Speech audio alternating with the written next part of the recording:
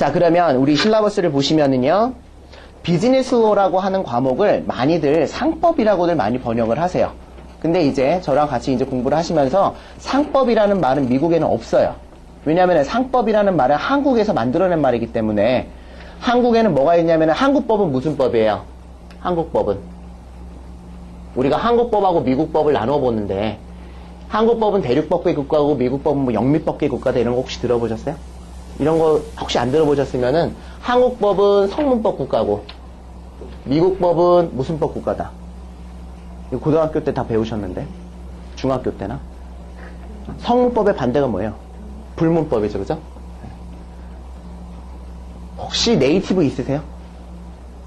미성년자 이런 말을 못 알아들으신 분 혹시? 뭐 여기는 다 아니까는 다 알아들으시죠? 뉴저지에서 강의할 때 미성년자를 못 알아들으세요. 그래서 계속 영어로 설명을 계속 해줘야 되니까 진도를 못 나가겠더라고요. 그래가지고 웬만한 한자는 다 알아들으시죠? 네. 성문법이라는 건 어떤 의미냐면은 문서화된 법이 있다라는 거예요. 그러니까는 법대생들이 맨 처음에 법대에 들어가면 맨 처음에 하는 게 뭐예요? 소법전을 사는 거거든요. 소법전. 이걸 법전을 끼고 다니죠. 마치 자기 아들처럼.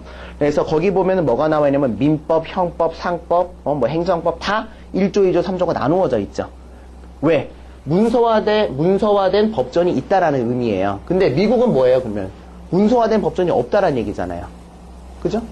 문서화된 법전이 없는 게 원칙이에요. 미국 법의 원칙은. 그러면은 뭐가 법일까요? 미국은. 판례가 법이죠. 그죠? 이건 상식이잖아요. 이런 것들은. 지금 첫 번째 시간에 하는 건 시험과 아무 상관없는 내용들이에요. 그러니까 아무 부담 없이 그냥 그래도 1시간 정도는 워밍업을 하는 게 좋으니까. 왜냐하면 뭐 이미 공부하시던 분들 계시지만 지금 이쪽에 계시는 분들은 지금 처음 오신 분들이시거든요. 이쪽에 계신 분들 중에서 요 가운데 두 분만 좀 공부를 처음 하시는 분이고 다른 저쪽에 이제 이 세 분들은 공부하시던 분들이니까 안 하던 머리를 갑자기 돌리려면은 케이스가 법이라는 거, 케이스가 이게 판례라고 우리가 부르는 거죠. 예. 그래서 미국에서는 계속해서 법원에서 법을 만들어가고 있다고 생각하셔도 무리가 없어요. 그러니까는 우리나라에서 만약에 내가 누군가한테 돈을 빌렸는데 돈을 띄었어요, 저 사람이. 그러면 채권 계약을 했죠. 근데 돈을 띄었으니까는 뭐 계약상의 손해배상 청구 390조로 민법 390조로 가야 된단 말이에요. 그럼 민사소송법 몇 조로 가서 소재기를 해야 되고 그러면 그거를 몇 조 이렇게 조가 나와요. 그게 민법 몇 조에 해당하는 무슨 계약이다. 민사소송법 몇 조의 소재기를 해야 된다. 이게 나오는데 그러니까 우리나라에선 누가 유능한 변호사냐면은요, 얼만큼 정확하게 그 법에 맞는 법 적용을 하느냐가 유능한 변호사예요. 근데 미국은요, 물어봐요. 누가 이제 싸웠는데 누가 때렸어요. 그래가지고 손해배상을 청구해야 될 것 같아요. 그러면 뭐라 그래요, 미국 변호사 애들은요? 뭐가 없으니까, 법이 없으니까 뭐라 그래요? 한 38년 전에 캘리포니아 주에서 이거랑 비슷한 케이스가 있었는데 그 케이스하고는 유사한 것 같아. 이렇게 대답을 해요. 그게 맞는 거죠. 왜냐하면 그 케이스가 뭐기 때문에 그래요? 법이기 때문에 그래요. 그러니까 미국에서는 누가 유능한 변호사야? 얼마나 케이스를 많이 알고 있느냐? 그게 유능한 변호사예요. 그러니까 로스쿨 가서 3년 내내 하는 게 뭐예요? 그 케이스들만 죽어라 읽는 거예요. 그래야 내가 예를 들면 변호를 하려면은요, 내가 유리한 판례를 찾아야 됐겠죠. 그래 그 판례를 갖다가 집어넣어야지 디펜스를 할 수가 있을 거 아니에요. 또 내가 이 사람을 뭐 검사 쪽이다. 그러면은 이 사람과 반대되는 결론이 나왔던 케이스를 찾아가지고 그거를 재판정에서 불러야 되겠죠. 네. 그러니까는 판례가 법이기 때문에 미국에서는 몇 조 해가지고 딱딱 법 적용을 하지는 않아요. 강의 방식도 완전히 다르죠. 한국에서는 딱 민법 시간에 처음 들어가면 처음부터 뭐 해요? 민법 1조, 민법의 정의서부터 하죠. 미성년자의 정의, 한정치산자의 정의, 신의성실의 원칙 이런 거서부터 대놓고 계속 강의를 한단 말이에요. 외워라 이거죠. 그러니까 한국에서의 법대 수업이라는 거는 법률을 해석하는 거예요. 국회에서 만들어 놓은 법률을 이게 미성년자라고 데피니션이 있긴 한데 이거를 어떻게 적용을 해야 될 거냐. 법을 해석하는 게 법학인데 미국에서는 뭐예요? 계속해서 판례만 읽어요. 로스쿨 가면은 계속 뭐 질문하고 대답하고 하는 게 뭐예요? 너 판례 읽었냐? 그럼 사실관계 얘기해봐라. 그러면 이슈가 뭐냐? 쟁점이 뭐냐? 그럼 판사가 뭐라 그랬냐? 너 네 생각은 어떠냐? 계속 이런 거 갖고 디스커션 하거든요. 그러니까는 어프로치 자체가 다르단 말이에요. 자, 그러면 우리가 지금 비즈니스 로라고 하는 거를 상법이라고 번역하면 안 되는 이유가 뭐냐면 상법이라고 하는 거는 한국 법상의 상법이라고 하는 거는 뭐로 정해져 있냐면요. 상법, 총칙, 회사법, 어음수표법, 보험회상법 이게 상법이에요. 한국 법상. 근데 우리가 이제 공부하실 거는요. 자, 1회, 2회 보니까는요. 뭐가 나와 있어요? 컨트랙트가 나와 있죠. 이거는 뭐냐? 계약법이에요. 우리나라 법에 따르는 건 뭐예요? 민법이에요. 민법의 채권이거든요. 채권법. 채권, 총론, 채권, 강론 또 나눠져 있어요, 우리나라에서. 그러니까 민법이란 말이에요, contract. 그 다음에 두 번째, sales. 이것도 상품의 매매와 관련된 경우이기 때문에 이걸 마찬가지로 민법이거든요. 세 번째, negotiable instrument. 이게 어음수표법이에요. 이거는 한국법상의 상법과 매칭이 될 수가 있겠죠. 상법의 일부니까.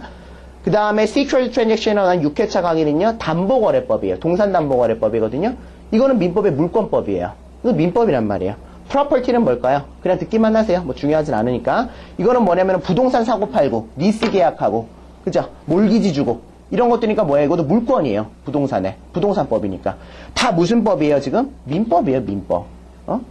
인슈런스는 뭘까요? 보험법이죠. 이거는 우리나라의 보험회사의 상법에 포함이 되어져 있어요. 이거는 굳이 상법이라고 부를 수도 있겠네요. 그 다음에 Federal Bankruptcy Code. 이건 민법도 아니고 상법도 아니고 아무 법도 아니에요. 특별법이에요. 우리나라도 뭐가 있냐면요, 파산법이 있어요.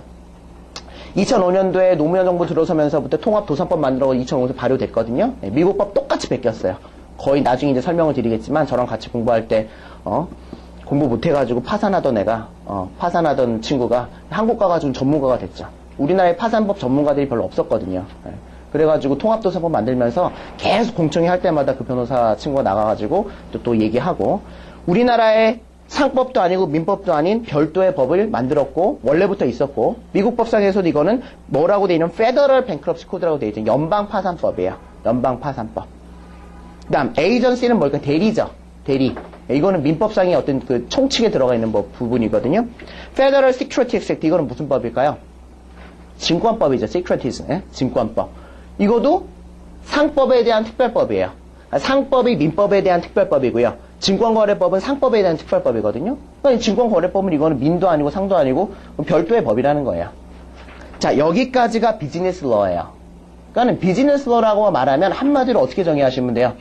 비즈니스 하는데 필요한 대부분의 법을 다 공부한다 이렇게 생각하시면 돼요. 이거를 굳이 미국 상법이라고 번역하시는 거는 제가 개인적으로 생각할 때는 잘못된 말입니다. 미국에는 뭐가 없냐면요, 통일된 상법이라는 게 없어요. 뭐가 원칙이기 때문에 그래요? 헌법상에 각 주에다가 뭐를 줬어요? 입법권을 다 부여를 해놨어요. 그러니까는 회사법도 통일된 회사법 없어요. 미국은 Federal Corporation Law 같은 거 없단 말이에요. 뭐예요? 뉴욕주에서 회사 설립할 때, 뉴저지에서 회사 설립할 때 다 다르죠. 그러니까는 내가 회사를 만들 때 델러웨어주에다 만들지 뉴햄프셔에다 만들지 선택을 하잖아요. 그거 왜 해요? 회사 주마다 다 회사법이 다르단 말이에요. 그럼 내가 설립하려고 하는 회사를 어느 주에다 설립을 해놔야지 세법상 이익도 많이 얻고 또 나중에 상법상에 회사법상에 어떤 뭐 문제가 없을 것이냐. 내가 주를 선택한단 말이죠. 그래서 미국의 상장 기업의 50% 가까운 기업들이 어디다가 회사를 설립해놨어요? 델러웨어에 해놨죠. 그죠? 예. 왜 그래요? 그 델러웨어주의 코퍼레이션 로가 미국 내에서 굉장히 기업주들, 처음에 기업을 설립하는 사람한테 유리하도록 돼 있기 때문에 그래요. 그거에 대해서 이제 어디서 공부하실 거냐면 비즈니스 스트럭처 가셔가지고 자세히 공부하실 겁니다. 마찬가지예요. 컨트랙트도 뭐가 달라요? 뉴욕주 계약법 다르고 뉴저지주 계약법 다르고 캘리포니아주 계약법 다 달라요. 근데 우리 시험은 무슨 시험이에요? AICPA 시험은 무슨 시험이다? 유니폼 시험이다. 유니폼 시험이라는 건 무슨 말인가 하면 내가 뉴욕주에서 시험을 보건 캘리포니아주 가서 시험을 보건 뉴햄프셔 가서 시험을 보건 어느 주를 응시하시건 시험 문제가 어떻다는 거예요? 똑같다는 거야. 자, 그러면 뉴욕주하고 뉴저지주하고 다른 거를 계약법을 시험 문제 내버리면요, 그거는 안 된다는 거죠. 그러니까 변호사 시험은 어떠냐면요, 뉴욕주 변호사 따로 뉴저지주 변호사 완전 달라요. 그리고 시험 문제 자체가 달라요. 아예 과목도 달라요. 캘리포니아에서는 civil procedure를 보는데 뉴욕주에서는 evidence를 보거든요. civil procedure 안 봐요. 변호사 시험 볼 때. 시험 문제 자체도 다르고 과목도 다르기 때문에 변호사는 어느 주 변호사인지가 굉장히 이슈가 되어져요. 근데 CPA 시험은요, 유니폼 시험이기 때문에 각 주마다 차이가 있는 건 시험에 내면 안 돼요. 공통적인 것만 내요. 자, 그렇기 때문에 비즈니스 로도 각 주마다 다른 건 안 나온다. 네, 컨트랙트 따라서 모든 주에서 공통되는 것만 시험 문제 내도록 되어 있어요. 좀 다행이죠, 그죠? 텍스도 그러니까 어떨까요? 텍스도 스테이트 텍스가 있고 시티 텍스가 있잖아요. 시험에 안 나와요, 그런 것들은. 무슨 텍스만 나와에 따라서 100% 페더럴 인컴 텍스만 나와요. 페더럴 텍스만 공부하시면 되는 거예요. 그렇기 때문에 CPA는 어느 주 라이센스 따시든지 간에 어느 주에서 일하실 수가 있어요. 그게 장점이라고 할 수가 있겠죠. 자, 그래서 1회, 2회 차에 보니까 컨트랙트라고 되어 있고요. 그래서